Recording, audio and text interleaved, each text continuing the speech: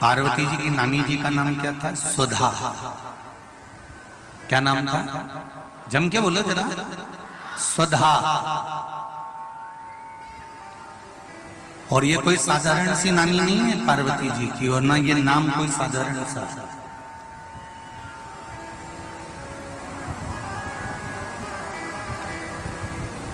ये वो सुधा है जो पितरों की धर्म पत्नी है, और पितरों की धर्म पत्नी है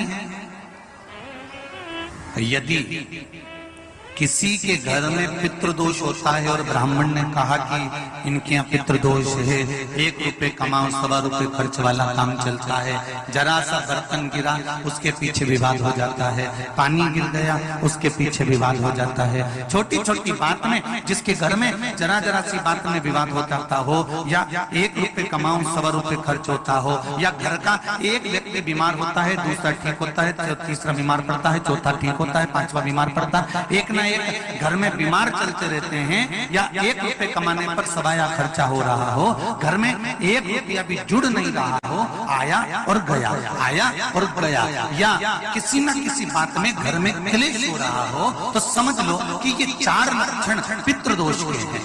ये 4 लक्षण पितृदोष के बताए। अब इतना क्लेश होने पर, घर में धन नहीं आने पर, घर में रोग बढ़ने पर करना क्या चाहिए? तो शिव महापुराण की कथा कहती है पार्वती जी की जो नानी जी, क्या नाम है जरा जम के बोलिए? सुधा।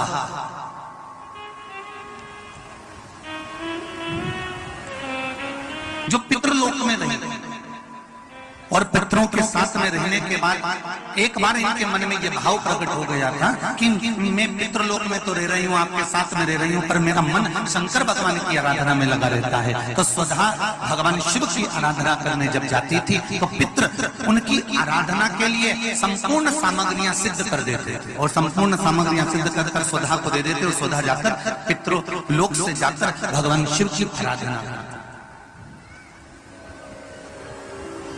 पहले की अगर आपने कथा सुन रखी होगी टीवी के माध्यम से, आस्था के माध्यम से, या फेसबुक यूट्यूब के माध्यम से, तो आपको कहा था शंकर भगवान को जल चढ़ाने से 3 दोष समाप्त हो जाते हैं। पहला पितृदोष, दूसरा कालसर्प दोष, और तीसरा वास्तु दोष।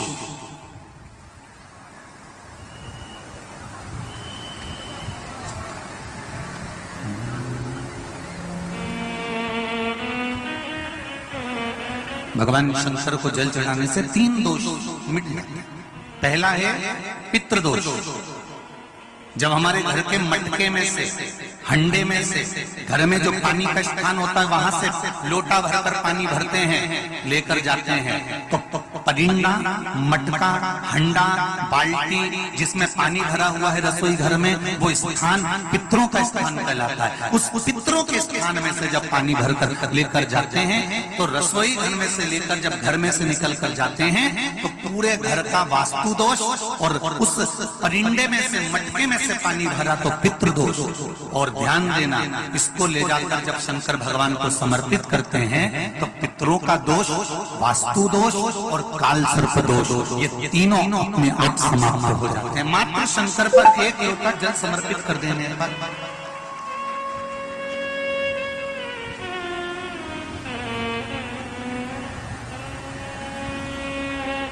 केवल 1 लोटा जल चढ़ाना। शंभु शरणे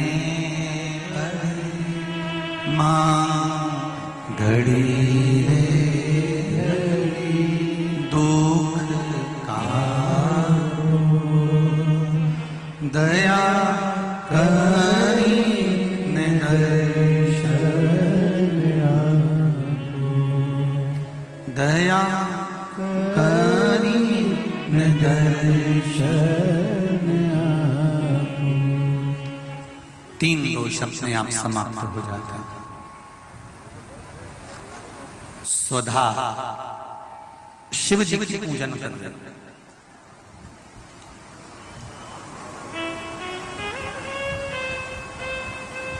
इतने में किसी ने आकर कह दिया, सुधा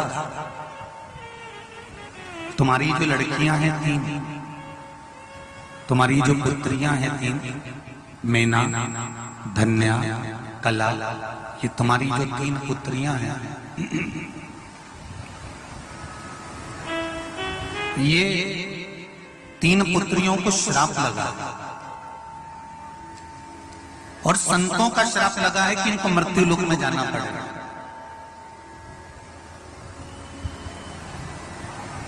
सुधा ने कहा, यदि मैंने शिव की आराधना करी है, यदि मैंने शंकर भगवान की आराधना करी है, शिव की अर्चना करी है, शिव की पूजन करी है, शिव की आराधना करी है, तो मैं ये विश्वास रखकर कह देते हैं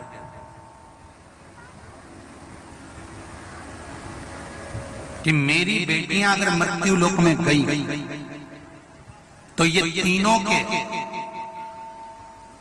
गोद में स्वयं 3 देवियां ही आकर विराजमान होंगी। ये मेरा विश्वास करता। आस और विश्वास ये 2 हर किसी पर नहीं किया जाता।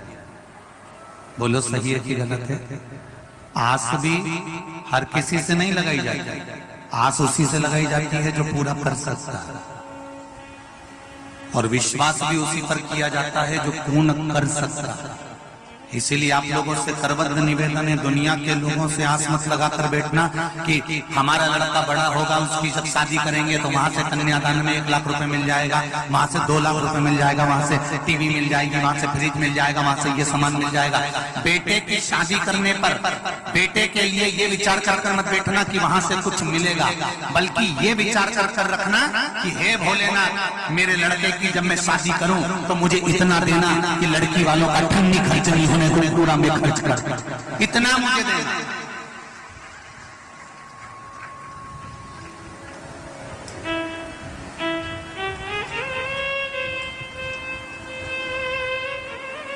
हम क्यों लड़की वालों से आस लगाकर बैठे कि लड़की वाला आएगा तो लड़की वाला फ्रिज देगा, तो लड़की वाला टीवी देगा, तो लड़की वाला LCD देगा, तो लड़की वाला ये देगा, तो लड़की वाला क्यों?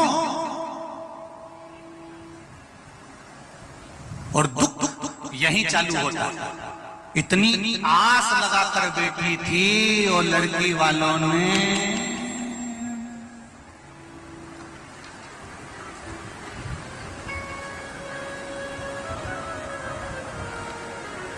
मंदिर में घंटी है, अरे बोलो तो जम क्या, सबके मंदिर में है छोटी सी, और लड़की वालों ने वही गरुड़ घंटी पकड़ा दी।